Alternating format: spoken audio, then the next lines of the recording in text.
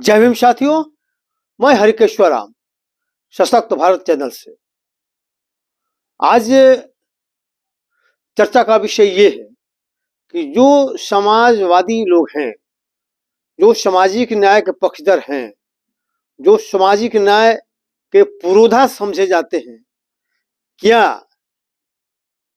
वे BJP की तरह वर्चस्ववादी राजनीति नहीं करते हैं? क्या वे एससी, एसटी, ईबीसी के सक्षम और निर्णायक प्रतिनिधित्व को इनकार नहीं करते हैं? क्या जो सक्षम और निर्णायक प्रतिनिधित्व करने की कोशिश करता है उसको मक्खी की तरह निकाल बाहर नहीं करते हैं? आज इसी बिंदु पर विवेचना मान लीजिए कि होगी। तो चलिए आज चलते हैं आरजेडी के एमएलसी प्रोफेसर रामबली सिंह चंद्रवंशी के बारे में चर्चा करते हैं। प्रोफेसर रामबली सिंह चंद्रवंशी अति पिछड़ा समाज से आते हैं, राजद के एमएलसी हैं। विगत दिनों उन्होंने अपने समाज के हित में, अति पिछड़ों के हित में एक आंदोलन चलाया। सही मायने में अति पिछड़ों का प्रतिनिधित्व करना शुरू किया। कर्पूरी ग्राम से उन्होंने शंखनाद किया और पटना के मिलर स्कूल में समापन हुआ। अति पिछड़ों का भारी समर्थन मिला। और इनका डिमांड क्या था? ये किस चीज के लिए आंदोलित थे? तो रामबली सिंह आंदोलित ये थे कि भाई जो कर्पूरी ठाकुर के द्वारा अति पिछड़ों का जो मूल सूची तैयार किया गया उसमें बहुत सी जातियों को जोड़ दिया गया, लालू जी के द्वारा भी और बाद में नीतीश के द्वारा भी। तो लालू जी के द्वारा जोड़ा गया उतना प्रभाव भले नहीं पड़ा हो, लेकिन नीतीश कुमार ने जिस तरह से बाद में 3 जातियों को जोड़ा, जिसका नतीजा ये हुआ कि विगत जो है ये जिला परिषद अध्यक्ष के चुनाव में 8 में से 7 सीट दूसरे लोगों ने ले लिया, जिसको नीतीश जी ने बाद में जोड़ा था। और जो मूल कर्पूरी ठाकुर का अति पिछड़ा था उसमें से मात्र 1 सीट वो जीत पाया।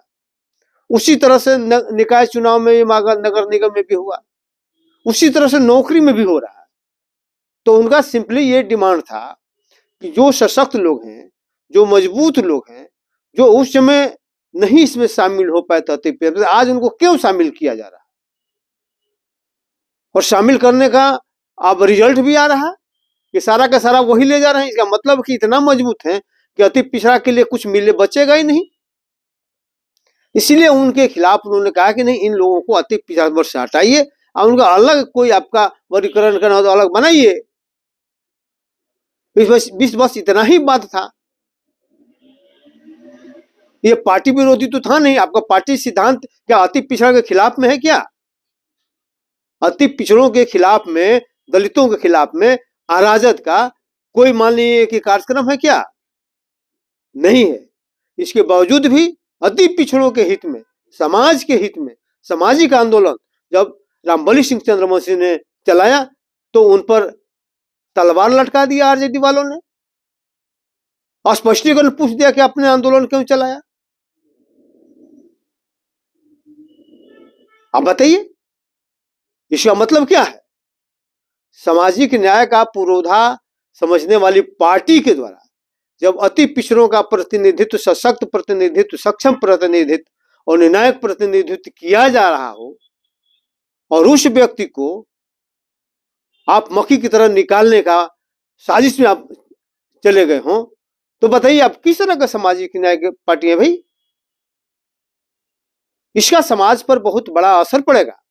मैं बार बार कह रहा हूं कि जिस तरह से बीजेपी है उसी तरह से आरजेडी और जदयू भी है, जो एससी, एसटी और ईबीसी को के सक्षम और निर्णायक प्रतिनिधित्व का विरोध करती है, नहीं चाहती है कि ये लोग अपने समाज का सक्षम और निर्णायक प्रतिनिधित्व करे। ये सिर्फ वोट का जुगाड़ करे, समाज के हित की बात नहीं करे, समाज के लिए लड़े नहीं, सिर्फ वोट का इंतजाम करे, अपने जाति के बीच में जाकर उसका वोट दिलवा दे इन लोगों को। तो अगर ये सामाजिक न्याय की परिभाषा है, अगर यही सामाजिक न्याय है, तो अति पिछड़ों, शेड्यूल कास्ट और शेड्यूल ट्राइब्स को ऐसे सामाजिक न्याय को लात मार देना चाहिए। और अभी भी समय है कि आरजेडी आग से नहीं खेले, आग से नहीं खेले और अंबली सिंह चंद्रवंशी के खिलाफ कोई कार्रवाई नहीं करे। उसके हित में होगा, समाज के हित में होगा। और जो उन्होंने आंदोलन चलाया, जिसके लिए आंदोलन चलाया, उस काम को आप करिए, यही सामाजिक न्याय होगा। अन्यथा सारा चीज बेकार होगा। तभी मान लीजिए कैसे भी है, आइए मामला चूंकि बाहर का है और आपने उनको एमएलसी का सदस्यता खत्म करने के लिए लिख दिया और सदस्यता खत्म करने की कार्रवाई भी, तो भीतर अगर पार्टी खिलाफ, क्या पार्टी खिलाफ कार्रवाई किया? भाई आंदोलन तो चलाया, तो आंदोलन चलाना पार्टी के खिलाफ कार्रवाई है क्या? तो ये समझदारी की बात है। तो साथियों, इतना ही करना था कि भाई हम लोग को सोचना पड़ेगा, दलितों को सोचना पड़ेगा, एससी एसटी को सोचना पड़ेगा, अति पिछड़ों को सोचना पड़ेगा कि क्या आप अपना प्रतिनिधित्व नहीं कर सकते हैं? क्या आपका अधिकार नहीं है क्या कि सक्षम और निर्णायक प्रतिनिधित्व आप समाज के लिए करें? क्या दूसरे लोग जो आप कहें वही आप थापा मारते रहिए? तो डॉक्टर अंबेडकर के द्वारा जो संविधान में व्यवस्था किया गया प्रतिनिधित्व का, उसके खिलाफ जाने वाले लोग, वर्चस्ववादी लोग कभी भी सामाजिक न्याय का पक्षधर नहीं हो सकते। इसलिए साथियों, बहुत बारीकी से, बहुत सोच समझकर समाज को निर्णय पड़ेगा कि आखिर हम किसके साथ जाए, किसके साथ नहीं जाए। जिस तरह से बीजेपी है, उसी तरह से ये लोग भी एक्शन में रहते हैं। सोचना पड़ेगा समाज को, समाज सोचे, विवेचना करे और सही निर्णय पर पहुंचे। जय भीम, जय भारत, जय संविधान।